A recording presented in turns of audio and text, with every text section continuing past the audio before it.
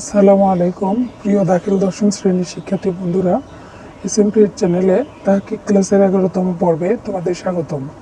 তো পূর্ববর্তী পর্বে আমরা সিগা ও বাহাস নিয়ে আলোচনা করেছি। আজ আলোচনার বিষয়বস্তু হলো বাব।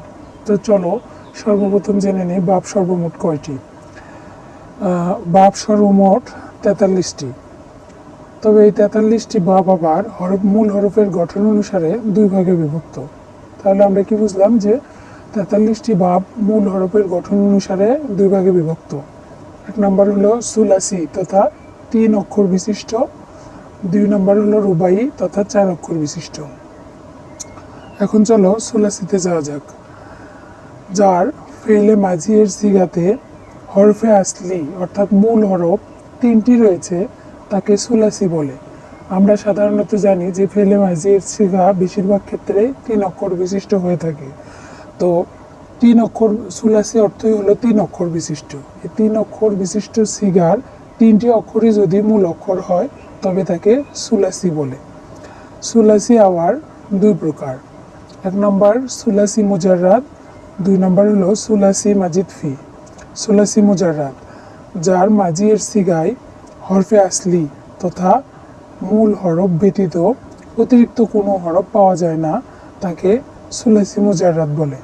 অর্থাৎ যে ফেলে মাঝির সিগায় অতিরিক্ত কোনো হরফ পাওয়া যায় না, শুধু মূল হরফে থাকে, তাকে সুলাসি মুজাররাদ বলে। চলো আমরা এখন উদাহরণে চলে যাই। উদাহরণে যদি যাই দেখতে পাচ্ছি যে সুলাসি মুজাররাদের উদাহরণ হলো নাসারা। এখন উদাহরণের অক্ষরগুলোর দিকে তাকিয়ে দেখো যে মূল অক্ষর 3টি রয়েছে। সেই 3টি অক্ষরগুলো কি কি? নুন, সোয়াদ, র। অর্থাৎ 3টি অক্ষরই হচ্ছে মূল অক্ষর। এটা হচ্ছে যে 3 অক্ষর বিশিষ্ট ফেলে মাঝি এর সিগা। এই সিগাতে অতিরিক্ত কোনো অক্ষর নেই। যে 3টি অক্ষর আছে এই 3টি মূল অক্ষর, সুতরাং এটাকে আমরা অনায়াসে সুলাসি মুজাররাদ বলতে পারি। দ্বিতীয় নম্বর হলো সুলাসি মাজিদ ফি। যার মাঝি এর সিগায় হরফে আসলি অর্থাৎ মূল হরফ ছাড়াও অতিরিক্ত হরফ পাওয়া যায় তাকে সুলাসি মাজিদ ফি বলে, যথা আকরামা। উদাহরণের দিকে যদি আমরা তাকাই তাহলে দেখতে পাবো যে এই আকরামা শব্দের মূল শব্দ হলো কারমা। কারমা থেকে হয়েছে আক্রমা। অর্থাৎ এই 3টি মূল অক্ষর ছাড়াও অতিরিক্ত একটি অক্ষর এসেছে, সুতরাং এটা হলো সুলাসি মাজিদ ফি। আবার যদি আমরা সুলাসি মাজিদ ফি এর প্রকারে চলে যাই তাহলে দেখতে পাবো সুলাসি মাজিদ ফি আবার দুই প্রকার। এক নম্বর মুলহাক বিরুবাই, অর্থাৎ রুবাইয়ের মতো, গয়রে মুলহাক বিরুবাই অর্থাৎ রুবাইয়ের মতো দেখতে না। চলো আমরা এখন মুলহাক বিরুবাইতে চলে যাই।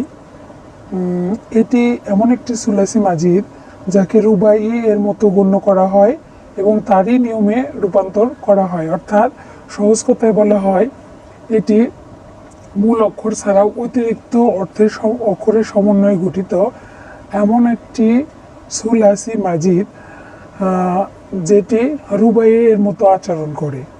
উদাহরণে যদি যাই তাহলে আমরা দেখতে পাবো জিলবাব অর্থাৎ জিলবার পরানো।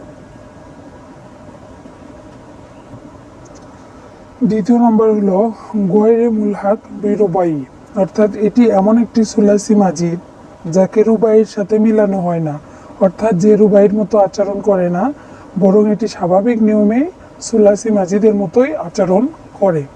যেমন উদাহরণে আমরা দেখতে পাচ্ছি আল্লামা অর্থ শিক্ষা দিল, আকরামা অর্থ হলো সম্মান করলো।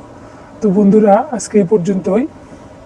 আমরা কিন্তু খুব শর্টকাটে তোমাদের জন্য ক্লাসগুলো নিয়ে থাকি বা আলোচনা করে থাকি।